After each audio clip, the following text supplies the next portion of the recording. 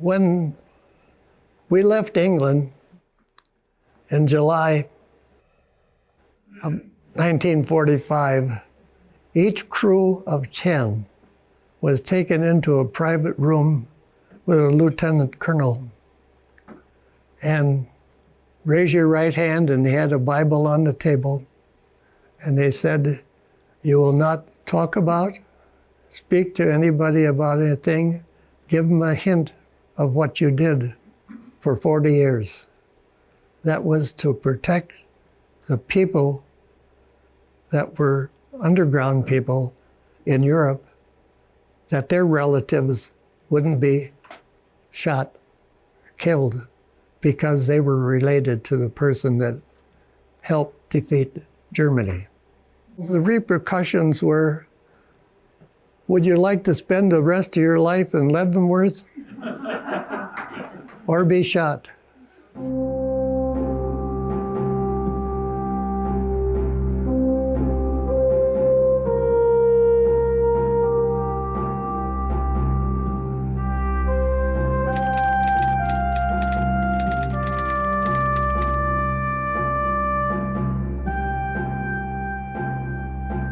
Things around the whole world were just in depression, and every country was the same. Even with Hitler, as bad as he was doing the same thing President Roosevelt was doing. He was starting to get things going, manufacturing, putting people back to work. Hitler was doing the same thing, but in the wrong way. So it was so sad to see people standing in food lines waiting for a bowl of soup, you know. Some people are doing that yet today. I ended up in the service. I used to go to Holman Field when they were flying Ford trimotor airplanes.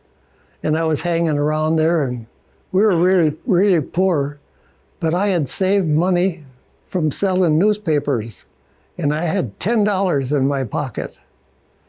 And I got a ride in a Ford trimotor around St. Paul, Minneapolis, and they took about a 30-minute ride, and it made me so enthusiastic. I thought, when I get older, I'm going to fly. Was 17 years old in high school, at Harding High School in St. Paul, and a couple of us were talking, and so one day I just got on the streetcar and went over to the Minneapolis National Guard building and told them I wanted to sign up. I wanted to be in the Army Air Corps. And they said, you're too young. You can go in the Marines or be in the Navy. And I thought, no, I want to fly. So I took the test and passed the test at that time. And then said they would call me when I was 18 years old. And they did. So it worked out really well for me. In April of 1944, President Roosevelt abolished all flight training. They had enough pilots, they figured, to finish the war and win it. So we were then recruited into the OSS.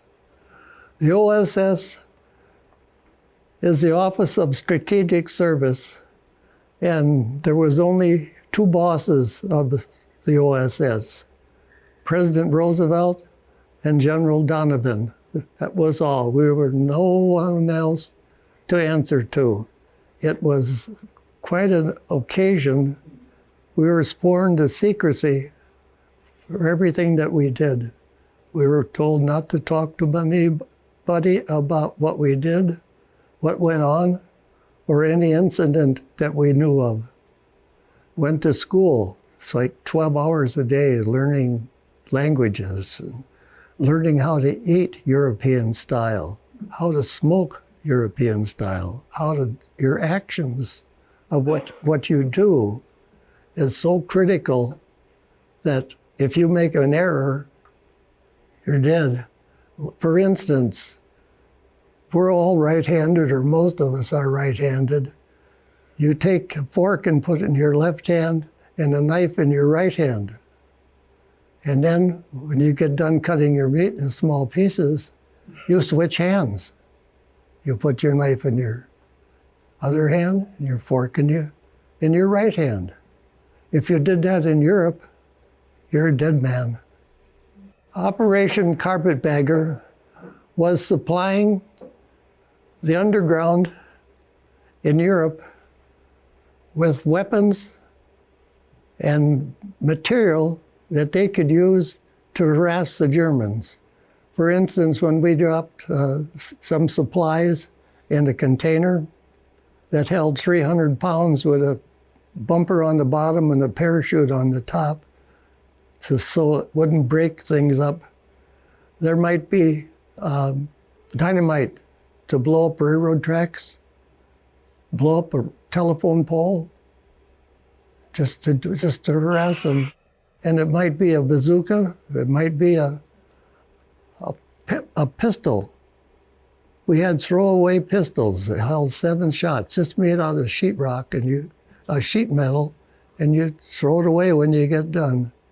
And then we had 38 caliber pens, believe it or not. Now, when we dropped those to the Patriots, they could walk up to a German soldier and ask him a question and pull out that pen, and as soon as they hit his body, the shell went off, they killed him, and walk away, throw the pen away. It was kind of a goofy thing, but it worked. During the Civil War, the carpetbaggers were in covered wagons. They went from north to south and south to north. They crossed the border. They were kind of natural spies because somebody would question them as they crossed the border, and they would want to know where the big army outfit was that was shooting at them. And this carpetbagger person, he could say, well, I was over there. I was within a couple miles of their place, and I seen all kinds of soldiers, you know. I seen a lot of horses and cannons and all kinds of stuff. So the other party would know approximately how many people to fight, how many people to spend each way. And it worked both for the South, it worked both for the North, that they took up the name carpetbaggers. So we were fighting and dropping supplies. And so the carpetbaggers, they were peddling booze, and they were peddling food and liquor and pots and pans and kettles and anything to help people survive during the Civil War. And we were helping people and dropping supplies, so we took up the name Carpetbagger. The B-24 was a 4-engine bomber, Pratt & Whitney engines, and it could go, top speed was 303 miles an hour. We never went that fast in it. Most of our cruising speeds was on 180, 185 miles an hour. The aircraft was built so I could walk really from my tail turret all the way up to the pilot's place, up to the front of the ship where the nose gunner was sitting, standing up. A 17, you could not do that. My position in a 17 would have been laying on my belly, isolated, and I would have to enter a door from the outside, and I could never get back into the airplane if something happened to it, because the tail business was in between the waist gunner and the tail gunner. He was really trapped back there. And another thing about the difference of the airplane was the 24 could handle almost 1.5 times the weight carrying. We could fly further, we could fly higher. So it was a workhorse of the war. That bomber that we made, I think, is 28 100,000 of them. It was the highest built bomber of any ship during the war. And they would, in Detroit, Michigan, they could build one every hour, believe it or not. You wonder how they could get all those pieces together and taxi it out. It's amazing. There was a program, and when we got over to England, we would go on training flights west of western shore of England, and it give us, the pilot would give us training of flying the 24. Each one of us could fly that airplane. We got 10 hours of training because whatever was on there was so expensive, secret, and if we didn't want the Germans to get a hold of anything else, it was wired to blow up, if possible, after everybody bailed out. And it was really, really something different, I tell you.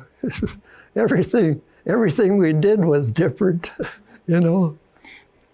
We were promoted as we were learning how to handle ourselves and how good we did in school, learning our things that we're supposed to do. And when we got overseas, then we were made staff sergeant, because now a sergeant in Europe is right next to an officer, believe it or not. And so you get treated better if you get captured. Now, if we were to be captured, we were always told to approach an airfield, the Luftwaffe, because they had their own prison camps. And being a flyer, you would be treated better in their camp than you would being captured by a German army person. Because there was two different lives altogether. It was just one of those amazing things. They respected the fact that they were flying and we were flying, and they treated us like that. I was the tail gunner, and I had the 250 caliber machine guns next to me, just like I'm sitting right now, on my right and my left. And we would test fire those as we went across the channel to make sure that they worked. My responsibility was to inform the pilot when the airplane would come and attack us, and give him the position that the plane was coming in at so he could do evasive action. And then when we were ready to drop some material, sometimes I would have to get out of my turret and open the trap door in the back. For instance, if we dropped pigeons. Now it sounds funny, but we dropped pigeons in like a Quaker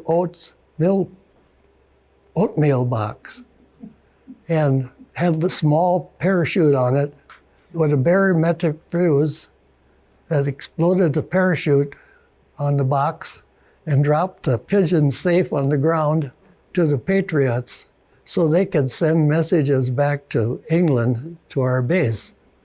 Believe it or not, those carrier pigeons made it back sometimes the day after we dropped them in Europe, and kept everybody informed what they were doing. We only did that where radio communication was very poor, which in the mountain area, that was common. When we left the airport in England, all the radios were off. You couldn't talk to anybody. You couldn't communicate. Like if we were in danger and were going to crash, we couldn't inform anybody. You couldn't send out an SOS. No way. We were completely isolated. When we took off, nobody knew where we went except I said, the navigator and the pilot, and of course, our control tower in England knew where we were. That's all. When we went out, like I said, it was kind of a bad situation, but it couldn't be changed. Because if we broadcast, then the Germans could find out where we were, you know. They could triangulate the sending operation of a radio and know exactly where we were. Other than that, they never knew where we were. Sometimes we hardly knew where we were. I didn't know personally what we were dropping or to whom it would be. We were, the only people that knew where we were going was the pilot and the navigator. And the only way we found out where we were going was as we were flying. My navigator, about every 6 to 8 minutes, would say, over to your left 6 kilometers is an orphanage. It might be a safe place to go if you crash land or have to bail out, get shot down, to seek help. And it might be someplace else. He would answer again that there was a church or some political place where it would be possible to seek help. And so that's why we had to learn several languages. We didn't know which country we were going to be going over that particular time. Everything was on a need-to-know basis. And we would go out and get in the airplane, say at 10 o'clock at night, and turn the props and get the oil out of the bottom cylinders of the engines and climb in the airplane. And we would have about maybe 30, 40 airplanes taken off. And the supplies were already in that airplane, but the people that loaded it never knew what was in it either. The containers were like 300 pounds a piece. They were big. I could just barely reach around one of the containers, and they were about 7.5 feet long. And they would hold many, many different things, everything from blood plasma to radios to bazookas to rifles and hand grenades and medicines of different kinds, shoes and socks, whatever the Patriots could use, because they lived in the mountains. They didn't live in town. So when we dropped our material, they scooted out and picked up the containers and went back up into the mountains again, or the hills, wherever they could live, because there was a lot of open space in Europe, you know, that was nobody lived at all. Some of it really bad country. You had to be a real survivor to be one of those people. My airplane was not equipped with the equipment they needed to drop a person. If a person, it was generally a group of 3 they would drop. An American officer that could speak the language for that area, somebody that lived in that area or was born there or lived in Europe previous to the war, or their family did, and a radio operator. The 3 of them would bail out together. And when they got loaded in an airplane, the pilot of that airplane did not know they were coming out. They come out in the truck, and then they talked to the pilot and let him in the airplane. Otherwise, he had no way of knowing who was getting on what airplane. It's crazy, but that's the way it was. So secret.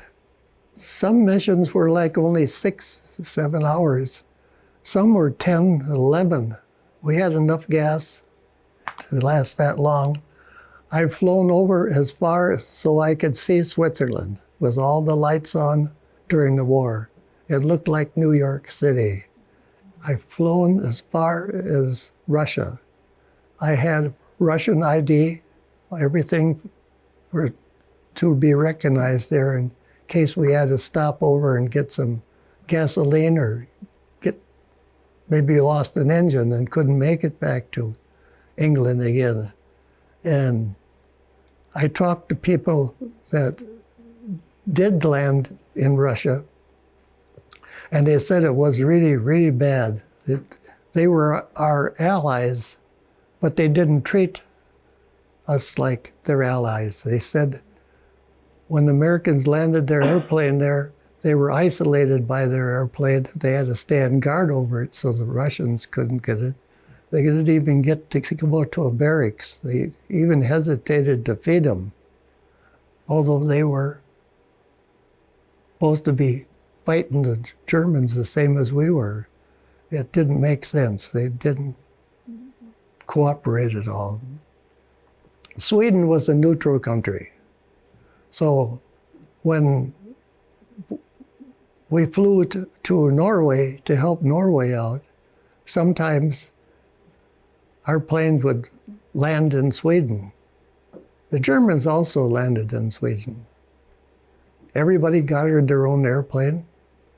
And I heard of one story where the control tower operator was talking to the American pilot, and he said, "I'll fix it so you won't get shot down on the way out." And I say, how could that happen? Well, they figured that the American pilot would take off and fly back to England, and the German fighter would follow him 20 minutes later, catch up with him, and shoot him down over the ocean.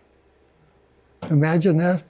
They had it all planned. So this guy in the control tower delays the Germans every time they wanted to take off after an American.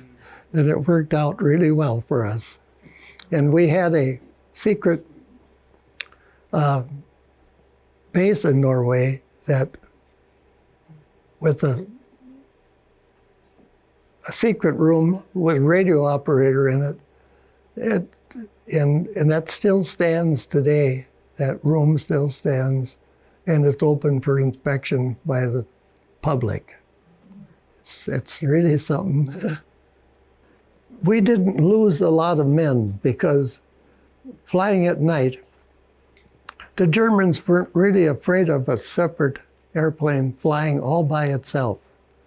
And they couldn't figure out where we were going because we would fly about 4 or 5, 6 different doglegs on the way to our target.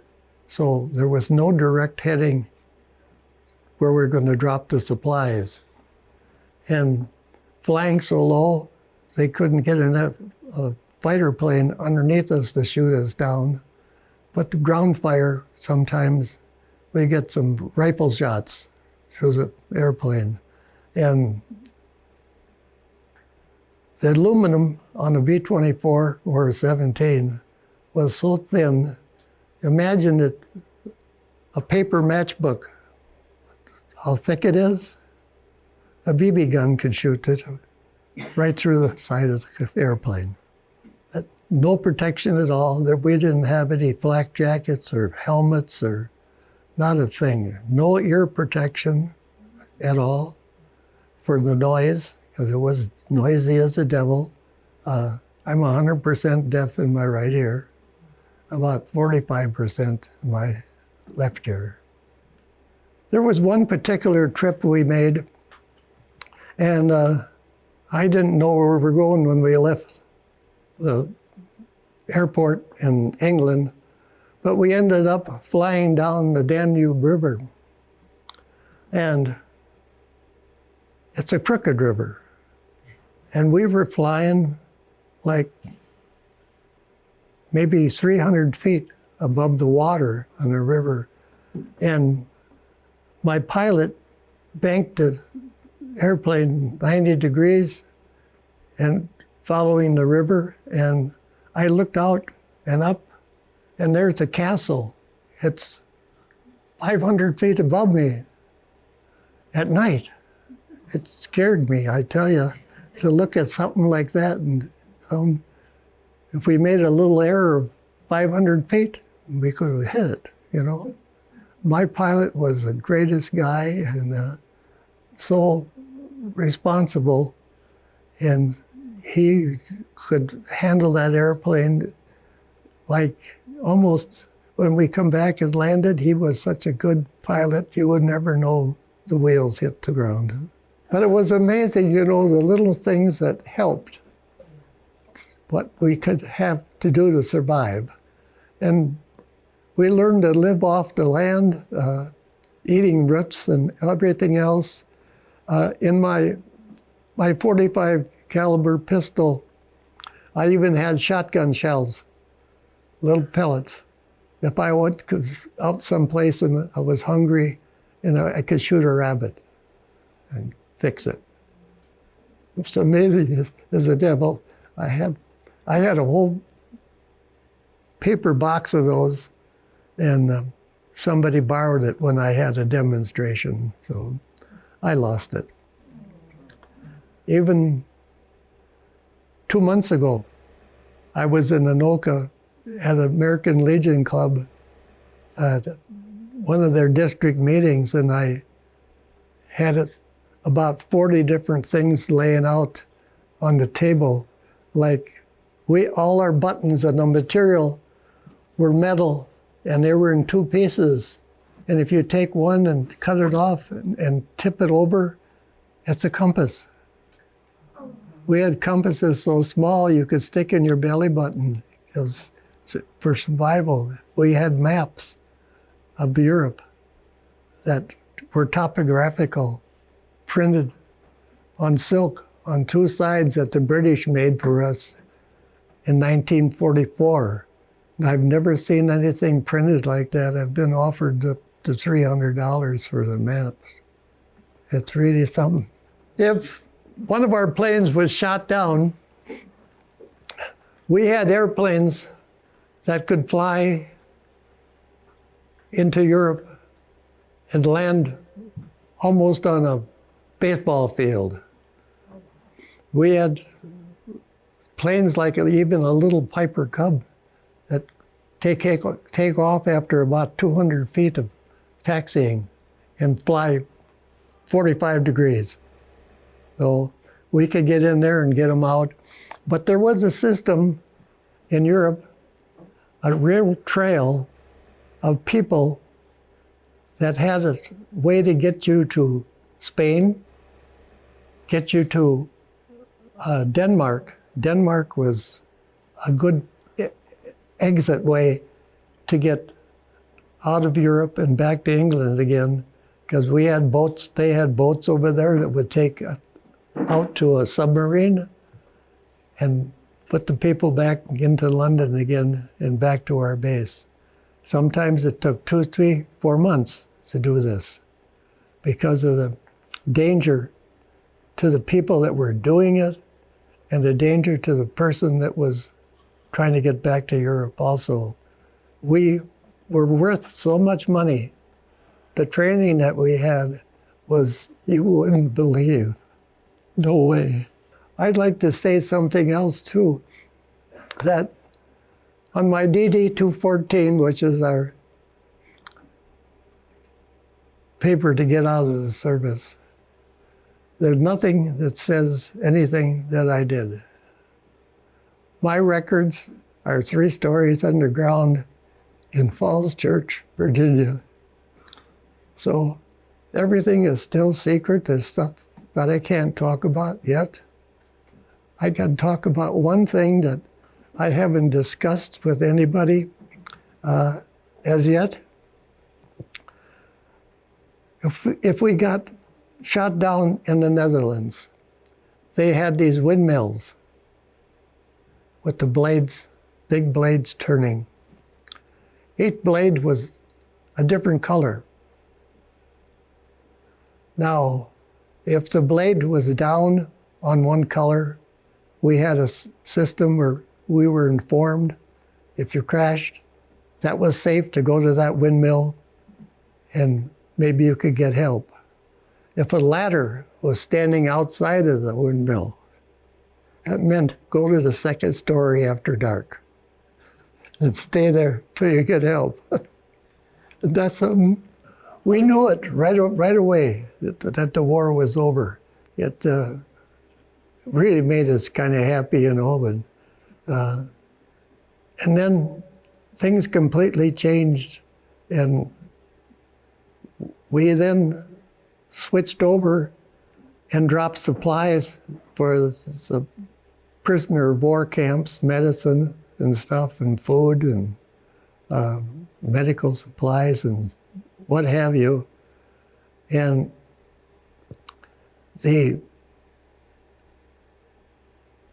we couldn't land at any airport in Germany to do this, so we would have to land on the Autobahn. That was the only place there wasn't a bomb crater hold, so we could land the airplane and unload our material and help. Water was a big thing also. And everything was so bombed out over there, you wouldn't believe that the craters and the fires and the things. Oh, when we would fly at night, you could see a fire, 50 miles away. Believe it or not, the British had been in there previously during the day and dropped bombs that got things burning real bad. I know there's a book about you as well, Warbirds in the Cloak of Darkness. Did you want to take this opportunity to talk about that a little bit? Well, that happened by accident. A friend of mine was talking at a Legion club, and they wanted to know if there was a World War II combat person that they could interview, and one knew somebody else, and somebody else knew somebody else, and this retired literature teacher from the Iron Range up in Eblis, Minnesota, wasn't doing nothing, and so they got a hold of her and they sent her down to my house, and I talked to her for about 18 months before we got it all together. It was really quite a stirring experience, and now she lives down in Florida and her health is bad, and I just talked to her last week. And it was nice. How did it feel once that time passed and you were kind of finally able to talk about it? Well, it was kind of, I didn't hear about it right away. I don't know why they didn't do this. But when we did hear about it, then our group of carpetbaggers, we formed a club, and we meet once a year someplace around the country. We've even met in England, been on cruises together, been many states in the United States, at Eddy Airfield, because we're always welcome. And all the people with us, the women, the children, they're so interested in what we did.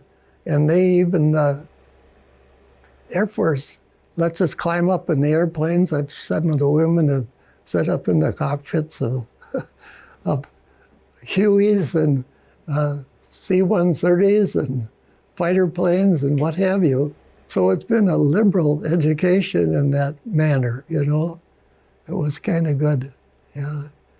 Oh, I loved to fly. It was really good. That was, I think all of us were so enthused with what we could do, and we were fighting the war to win it, and we believed firmly what we were doing was helping somebody.